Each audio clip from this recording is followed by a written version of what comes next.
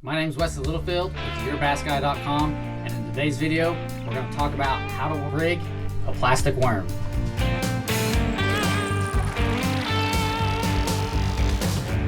Now, most of these rigs that I'm going to be talking about today, actually I believe all of them, can be found in a free download. You just click on the link in the first comment that we've got pinned at the top there and enter your email address, and all these rigs are for you. It walks you through how to rig them exactly. I'm not going to go into big detail because not only do we have that PDF, but we've also got several videos detailing exactly how to rig each one. And so this is just going to be a brief overview.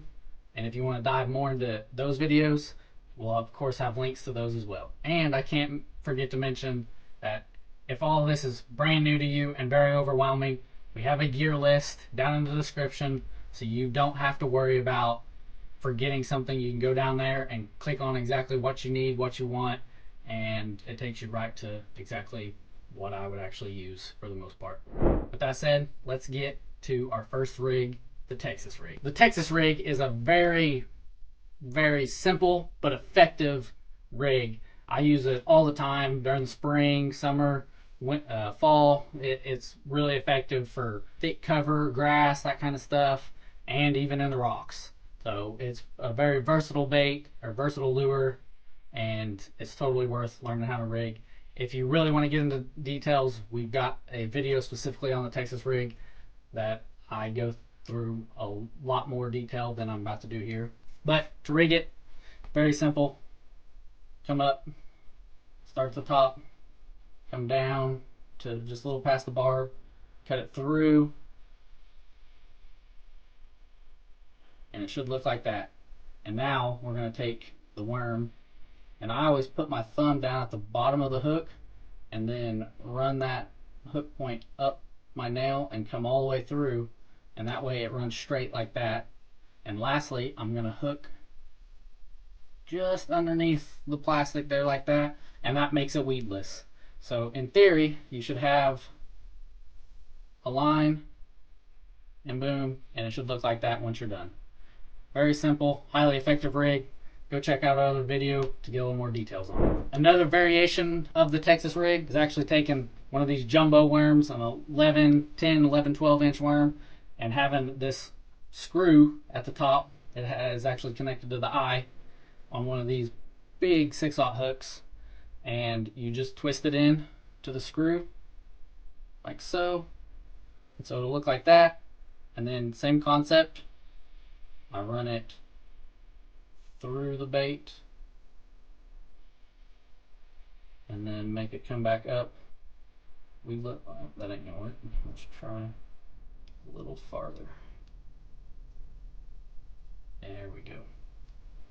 And now, just like that. So when the bass bites it, it's going to poke through, and at that point, you're going to set the hook and hook them.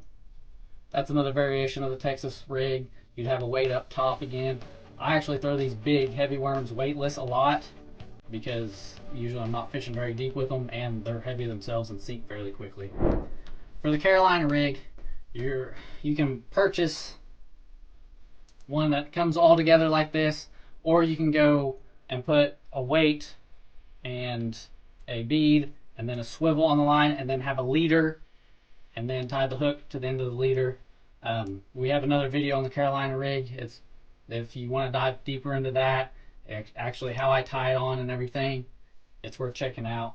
But you're going to rig the plastic with a Carolina rig the same way you're going to rig it with the Texas rig, and so I'm not going to insult your intelligence there. Run it through the top, hook it through. It's weedless, and you know it works great for other creature baits too, not just worms, but worms are another effective way to fish the Carolina rig.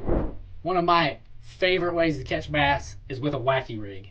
And if you don't know what a Wacky Rig is, once again, we've got a video on it. Like I said, we've got a video on all of these pretty much.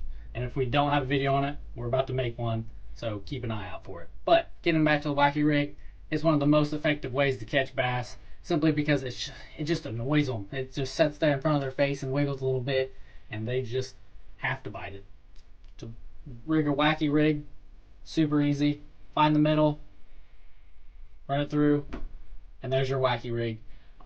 You can do it with a weight, like a bullet weight, or you can run it weightless, and they're both really effective depending on what you're trying to accomplish. The next rig is a Wacky Rig, but with a nail weight. And if you don't know what a nail weight is, it's that. Hopefully the camera's focusing on it. But it's just a little bitty weight that actually gets inserted into the end of the plastics here. And I've already got one in here. And so it looks the same as a Wacky Rig, but it's got a weight on this end. So this end will hit the bottom first, and it will dance. It'll jiggle one end side more than the other. And it's just a different way to really fish a Wacky Rig, but it's called a Neko Rig. Highly effective. Once again, anywhere that a Wacky Rig would fish it, you can fish a Neko Rig. Next rig is really effective. Super boring to fish, to be honest, but it's very effective when you can't buy a bite, especially when the water's super clear and you got to get down deep. The drop shot just works. It might be one of the most boring ways to catch fish, besides maybe like a Ned Rig, which we're about to talk about. But the drop shot absolutely works. As always, there's a link to the drop shot, how to rig it and everything. Here's a quick rundown. Once we tie it on, we're just gonna literally run the nose of the hook, or the tip of the hook, through the nose of the plastic. Just like that. And so essentially you're gonna have your weight hanging down here, and it's gonna float in the water. Something like this, so the bass come up, bite it, eat it.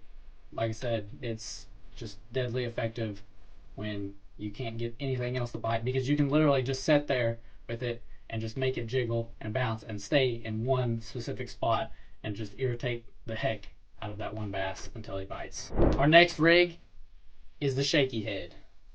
You're gonna take a Shakey Head, and you're gonna take your worm, and I run it down through just a little ways. Try to keep it as straight as possible. Come out the middle, up, push it up over your hook keeper, spin it back around, and now you're going to come out and just keep it to where you can, when you push down, you can feel that point starting, but don't let that point come all the way through until there's pressure on it. And this will look like this. So as it hits the bottom, you're gonna have this all dancing in the water and bouncing off the ground, and it's deadly effective. Why we're telling you about them. That's the Shakey Head. Our final rig is the Ned Rig. They look kind of similar to Shakey Head, to be honest. The head does. We're gonna take a stick bait, a little stick bait like this, and we're just going to